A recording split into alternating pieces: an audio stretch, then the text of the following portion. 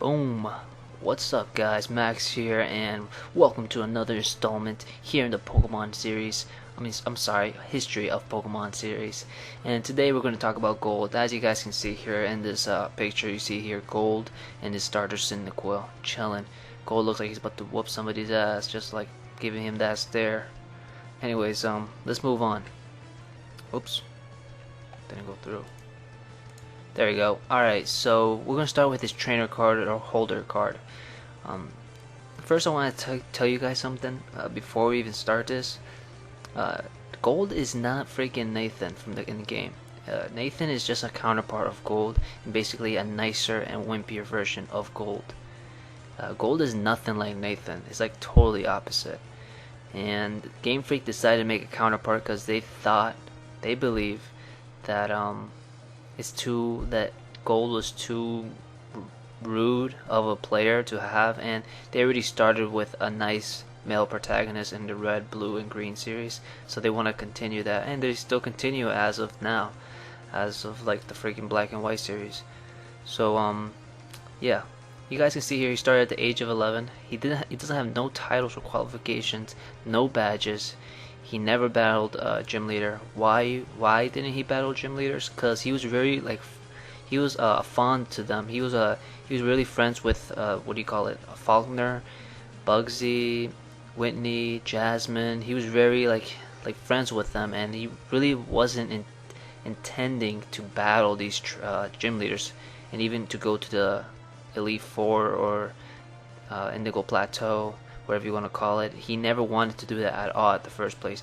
He was raised in a rich family home, and he was raised with a lot of Pokemon, so he was already like into like Pokemon. He really liked Pokemon, and his hobbies were basically playing in the gaming arcade and Goldenrod's game corner. He would always stay there, play poker.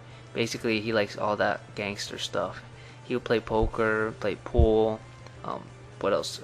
Games. He would also listen to the radio a lot and go to the radio tower. That's why he uses the Biller Cue as well as like his signature item, or you can call it a pool stick. At first I thought it was a fishing rod. Let me know in the comments if you guys thought the same thing. That's what I thought, but it wasn't. It was a Biller Cue or a pool stick. He also has a skateboard. He likes it a lot, and eventually turns into a scooter. And at the bike shop, the bike shop repairs it or makes it better. Who knows? Alright guys, so we're gonna move on. As the main protagonist, Ethan, he was born in New Bark Town as well. Alright, we're gonna move on here. His rivals Silver and Crystal, also known as Cryce, Crys. That's the best picture I could find of her. That's actually decent looking and not retarded looking. So yeah, you guys can see here Silver has a Totodile and she has a Chikorita. In Silver, it's totally different as well as the in-game rival. Silver is freaking mysterious. He's really mysterious, and he's not a dick like in the in-game. Like, you know, in game, like Heart Gold and Soul Silver or Gold Silver Crystal version, he's always like a dick to you and like acts like a tough guy. He really isn't.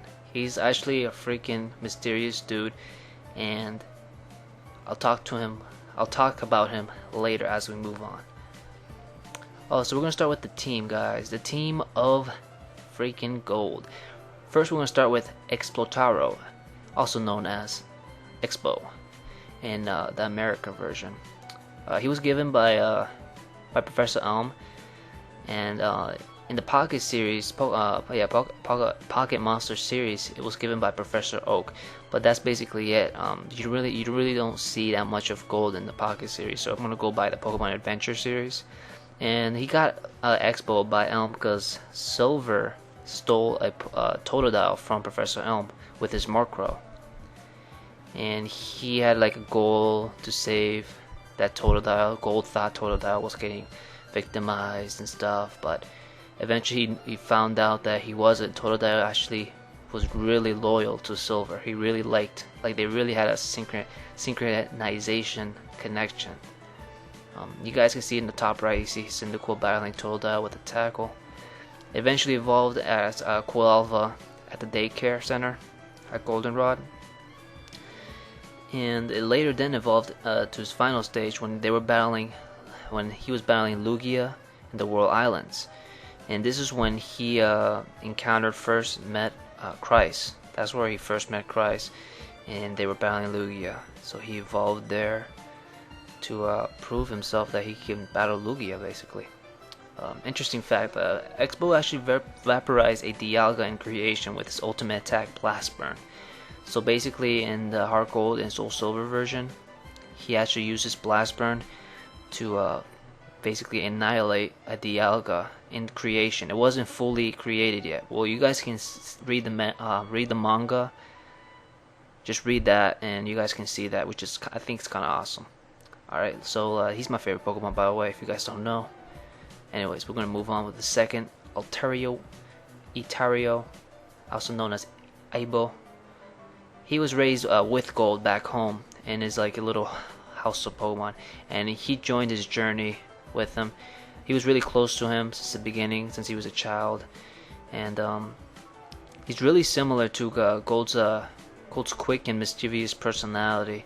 So basically, he really is like his right-hand man through this journey, and knows exactly whatever he would be thinking, Aibo would be thinking, which is kind of funny. Later, he evolves to Abipom in the Heart Gold and Soul Silver version at the Kimono Dance Theater in Ecruteak City. Interesting fact, Aibo revealed the Mask of Ice's identity. So I learned a lot about Neo Team Rocket and Mask of Ice in this research that I did with Gold, and I will talk about it as we move forward. Polytaro, also known as Polybo, was another Pokemon raised with Gold in his family. He chose Polybo for some reason. Oh, I'm sorry. He chose him because he saw Red's picture from Poliwrath when he won the Indigo Plateau, and he said, "Wow, I want a Poliwrath as well." And he had a Poliwag in his house, so he was always friends with everyone. So he decided to bring him along in this journey. So later he evolved to a Poliwhirl during the training in the daycare and Tin Tower, and at the same Tin Tower, he evolved into a Politoed. He was never planned to evolve the Politoed, as you guys can see in this interesting fact. Gold was hoping actually Polybo to evolve to a Poliwrath, but due to the circumstances in the manga, he had a King's Rock and he traded it to Silver.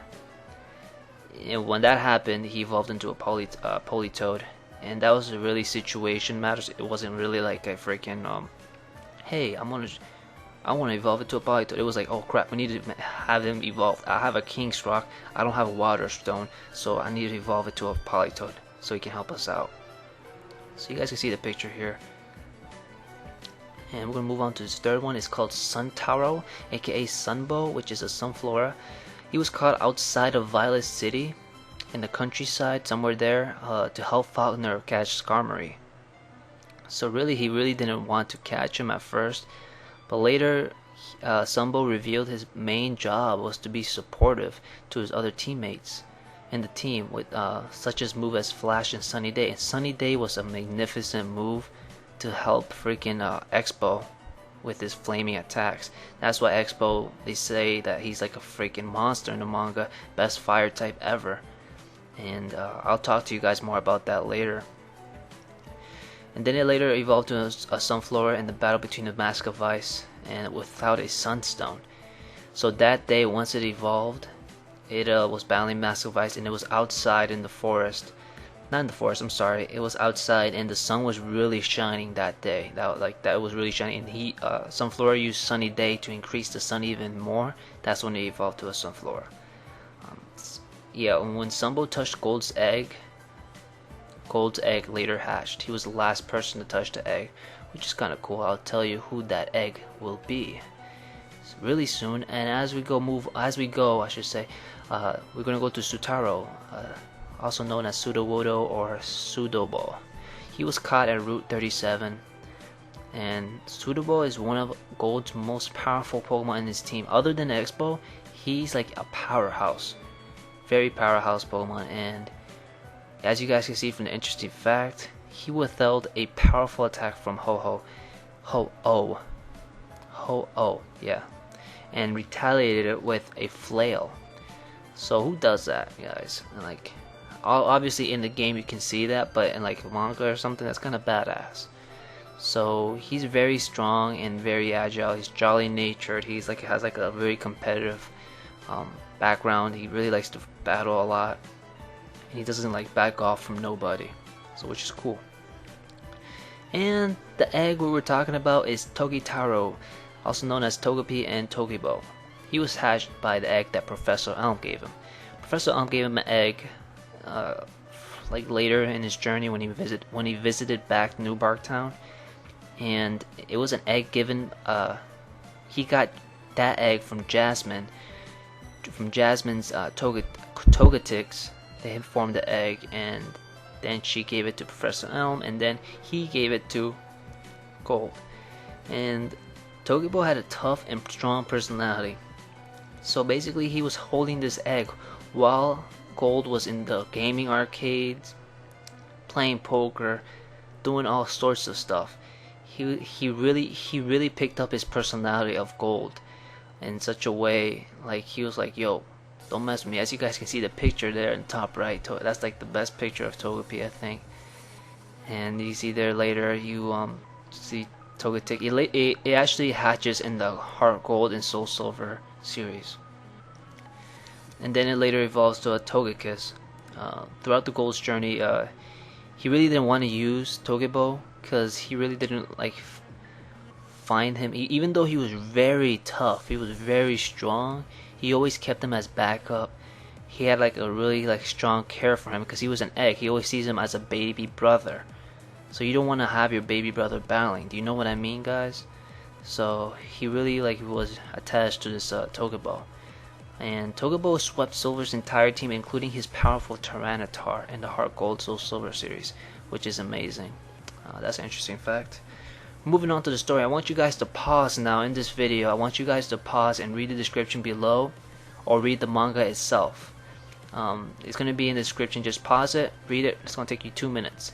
I'm going to move on and discuss every square, like from the left to right, you know. So we're gonna move. We're gonna start. I should say start from the left. You see Mask of Ice and his Argios. If I said that right. Battling. He's battling Gold at the Ilex Forest, and he basically punished him. He beat his ass, and he learned from there. And that's when Gold found his freaking resolve, and he wanted to get stronger to beat this Mask of Ice. And then you see here Gold with a Manatine, and this is Gold's Manatine. He really only used him for like gliding. As you guys can see, he's gliding with Manatine right now. And he really didn't have Togebo this time, so he used him for flying, for what do you call it? Just going to places sometimes. He really didn't. He never used him for battle whatsoever. So then you see here, freaking Gold with Raikou. They're in a situation. Silver's on Entei and Pryce is on Suicune. Apparently, Mask of Ice froze them somewhere, and those trio are, I should say, the Legendary Beast trio is trying to help them out of there. So you guys can see, like, Gold's like mad and pissed off, and then you see Gold here with a Pichu. Like, wait, where's Pichu like coming from? Well, this is actually Red's and Yellow's Pikachu's egg, and they gave it to freaking Gold, and then later hatched. In that moment when he was battling the Mask of Ice, and he used his Pichu to battle Mask of Ice. It was very strong, so it's kind of funny. As we're moving to the next series, moving to the Emerald series, you see here Gold is dressing up as one of the Ghoulie hideout members, and then you see him on the next. You see him like swinging his Billard Q to move to send out a Pokemon, and then you see here a Manatine again. Him gliding around and like traveling and stuff, I guess. I don't know. Then you see him here, freaking Gold and Expo, aka Typhlosion, about to do a powerful move, and he's tired or something. Alright, we're gonna move to the Heart Gold and Soul Silver series. You see here, Gold actually won a Pokeathon. It was like a little running training thing. and he used Togebo, Sudowoodo, and Sunflora, and they won. You can see Togebo like Togepi like yeah, that's my goal design. We won. That's what we do. That's all we do. Anyways, you guys can see also here Gold with Arceus running away from Arceus with Sunflora, and Team Rocket comes back in this series with the 5 generals. And if you guys know them, I forgot their names, but you see here one of the red hair girl, and you see the blue hair guy and some other dude. And you guys can see here, this is when Arceus was trying to recreate Dialga, Giratina, and Palkia, and Gold and Silver and Pryce were trying to save Arceus because we don't want that. Eventually, if you guys read the manga and the description below, you guys will know what happens. So we're gonna move on. Final team, you guys see here Typhlosion, Politoed, Togekiss, Sudowoodo, Abipom, and Sunflora. You know, this is the last time we see Gold with this team, and this I think is reasonable. Very like, I guess overall, you know, nice. Like he's not too strong. Well, actually, I think it is strong, of course, but you know, it's very balanced. It's not like heavily on one side. But you guys can see here, he still uses Togebo after he hatched. He was his like main you know, main to-go person. Anyways, we're gonna move on. Final verdict and questions, guys. So, what do you guys think of Gold? I want to know what you guys think of Gold, and this is what I think of him, because after the Gold and Silver version, if you see that question mark, we don't know what happens to him. We don't know what happened to him or Silver. Basically, I think after that they go their separate ways, but they developed a very friendly bond and like a friendship rivalry bond. They were like, yo, what's up? Like they were like close, you know. And Silver was very like, he was never friends with nobody, but he was like, basically Gold was one of his first true friends. He almost saw him as a brother. So Gold was always you know, there for him, as well as Silver. Or do you guys think that he's trying to save Red? As you guys can see here, this picture, you see here Gold, I think after battling or talking to Red here, and Gold really looked up to Red, guys. He really did look up. He looked him up as a senior, and he had really much respect to him. Like he really had a like super respect for him, I should say. And he really like wanted to know why he was at Mount Silver. Like, what was he doing there? Do you think he's trying to save Red now? Like, you think he's trying to do something? Or do you think he's training and exploring new worlds? Wow, I said worlds. Wow, worlds. What do you guys think? You guys can see this badass picture here, Gold. Either he's battling or fighting somebody, I don't know. But yeah, what do you guys think? I think he's actually training and exploring stuff. And I think he's going to a hiatus secretly. You know, that's what I think. Other than that, guys, hopefully you guys like this little history series. If you guys have any questions, leave them in the comments below. I will definitely answer them. And you know, don't forget to hit that like button, and if you're not subscribed, subscribe too, bro. Stay tuned for my next LP I'm gonna be doing really soon. Also, next Monday for a new history series, I should say. Yeah, history. And here's a little sneak peek on the next history installment we're gonna talk about, and I think you guys will know what this is. Anyways, guys, thank you guys for watching. Stay real. Ciao.